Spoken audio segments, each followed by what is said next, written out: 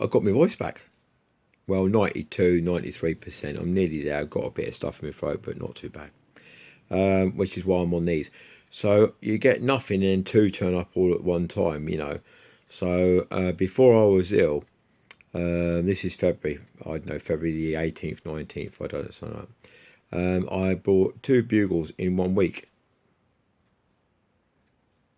Well, all right, I bought one on, I'm just thinking, I think I bought one on Sunday, and I think I bought one on Monday. How about that? It just happened, you know. And so I'm a bit of a World War I and II nut, so I collect that sort of bits and pieces, which you probably know, you've seen me other bugles anyway. And I was debating while I was ill to shoot this video on bugles, because they don't do very well. I mean, I've got one that's got 140 videos in a year, another one's got 103 or 4 views in a year, and that's all it is. And I don't want to fill my page with content that basically you guys don't like. And I brought another guitar the other week, and I love it, but I haven't done a video of it yet, and it's controversial. So I don't know if I'm going to make it public. I might not make it public because I don't want to get the back flag from it. So there's going to be lots of people out there saying stuff, and I don't know that. Right, okay, so I'll show you what I got. So this one comes from a military show, and it was being painted for £60. I bought it for £55. And it's pretty battered up. It's 1912. And I'll just get, so it's this chap here. And yes, the chain still has the big loop on the end to go around the mouthpiece that somebody has taken off, which comes around there. But it is original. So the mouthpiece is also a World War I issue, and it's all dated and stamped and everything underneath. Don't think you can see. It's all dated and stamped underneath. Oh, I'm pouring water over the place. So it's all dated and stamped over there. So there you go. See, leaking around the top. So it means it's not very good. So don't forget, it's pretty old to say the least. So this one is all stamped up over here. There you go. So you can see just here. It's all been proofed as well. Right, so this one belonged to a reserve or training battalion, and they didn't go to the front, which is why this has probably survived. Bad, but survived. So they didn't go to the front. They stayed over in Blighty in England, and they trained, I think, their own battalions. So I'll just give you the details on this one. I'll need one of these things because my eyesight's not good. So if I go down this is Henry Potter and Co. Right, and this is 36 West Street, Charing Road, London. This was made in 1912.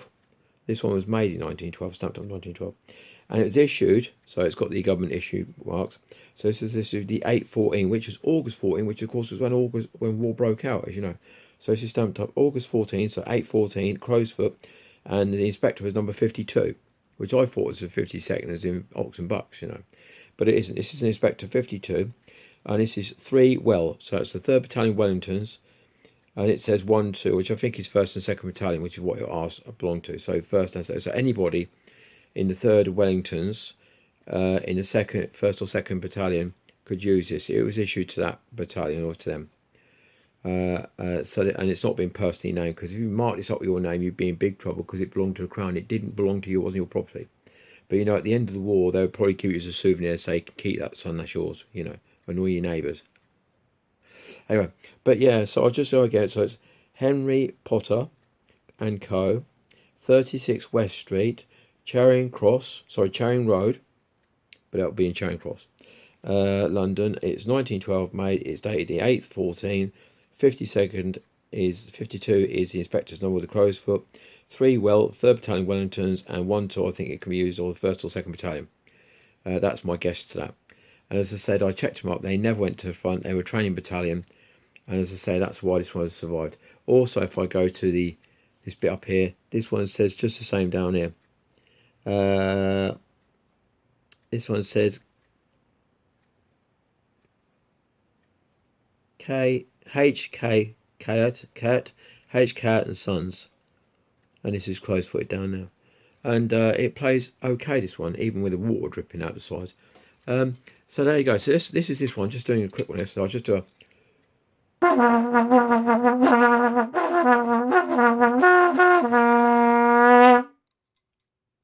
So this one plays very well. I like this one. So this is first wall. Okay, this is first wall. And that's the original chain as well, and that's the original bit for that. And I'm not going to reconstitute that because I need to get this out all the while. As you've seen, it drips and water pools out. And of course, this seal's not going to be perfect on these. So I'll put this one over here. Now this one I bought very cheap. I bought this one for I think £20 from my charity shop on Monday, down the way. It didn't come with this cord. The cord I've switched over.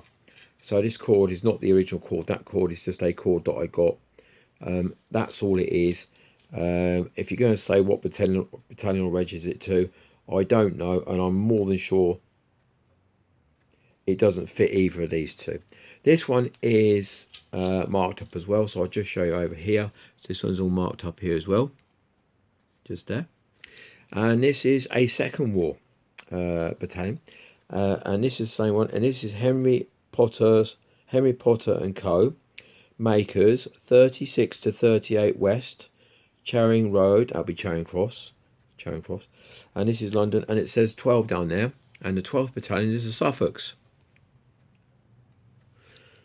So 12th battalion, I don't know if you can see a 12th battalion there is the Suffolks regiment. That's the 12th regiment of foot, Suffolks.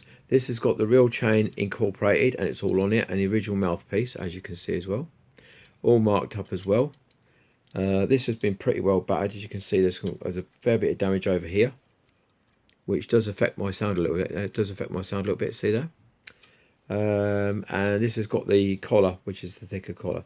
So this is the Suffolks, and they were in at the outbreak of World War II, and they were present at Dunkirk, you know, the good one that went wrong, and then they were present again at Normandy, and went all the way into France, as you know. So they were present at Dunkirk at the start, and they were present at Normandy, and as they went through to France and blah blah. I think they might have gone to Holland, I'm not sure. So this is their one. This is a lot better, Nick, but this is only better. This one was made, as far as I know, that address there only went until I think 1938, if I remember rightly. So it's only there for about 4 or 5 years, because they moved about a bit, you know. And this was a government contract, obviously, as well. And this is a bit tougher. This is a tougher one. A large mouthpiece on there, as you can see, a really big lip. And I'm not a fan of this one because you send too much air down it, which means you're losing some sound. So when I play this one, it's not going to be as good as that one. That one over there, you just heard is really good. And what I'll tell you as well, they had a BD attachment to it. And as you know, the BD attachment, this is how you can tune them. So basically, I'll just tell you lightly. So basically speaking, that bit goes in there, and what I do is imagine this goes in your bugle. Yeah, you set it away, and then you twist it. Yep, and then you twist it back. So these two bits here, you twist it, and that locks it, and you twist it back, and so that adjusts your tuning. So it's called a BD attachment, as far as I know, a BD attachment. And that tunes your bugle, and that goes like that, locks it, and then comes out, and that's it. So I've removed that, and this is original to it as well. Yep. So I've moved that as well, and I've just put that straight in, which means that brings you right to the edge. Can you see that bit? Right to the edge of there. I'll just give it a quick go. It won't sound as good as the other one. It's not very good, and I'm sending too much air down there. So.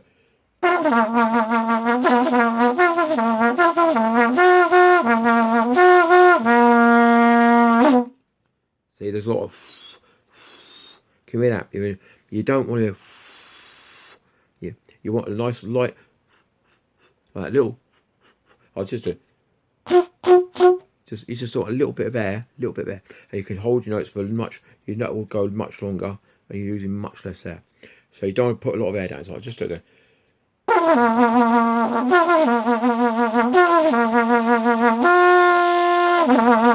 You could hear the air coming up.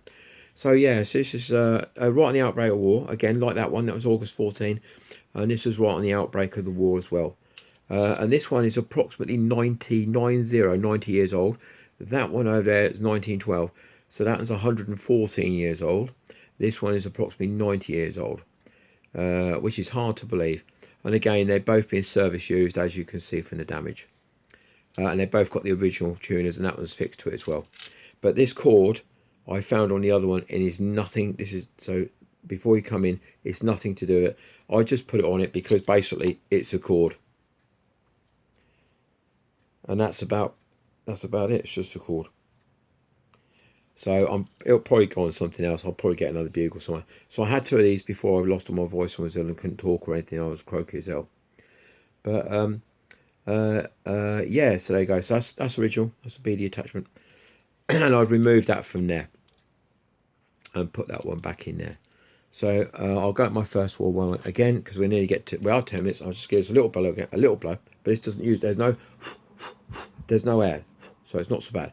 So it's just good. And the mouthpiece, if I look over here, that's a smaller flange. And it's a smaller aperture as well. So you're losing less air. Don't want to lose a lot of air. You want to lose a little bit of air.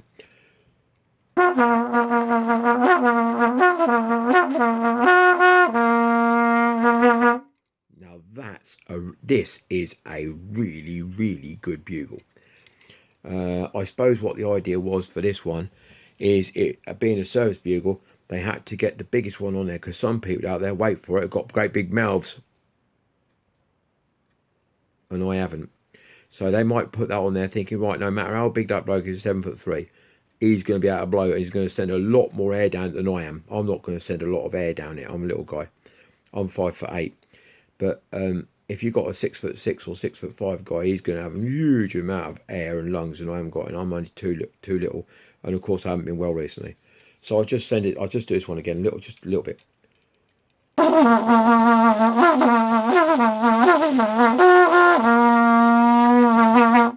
And that's it. Right. That's it. I'll have all the emails from the council now saying about me being a noisy person. Bye. Like and subscribe down below. I am, and thumbs up please. I am normally bugles, and musical instruments of all kinds, and I've got a lovely guitar to show you if I'm allowed. I'll see how I go. Bye bye. See you again.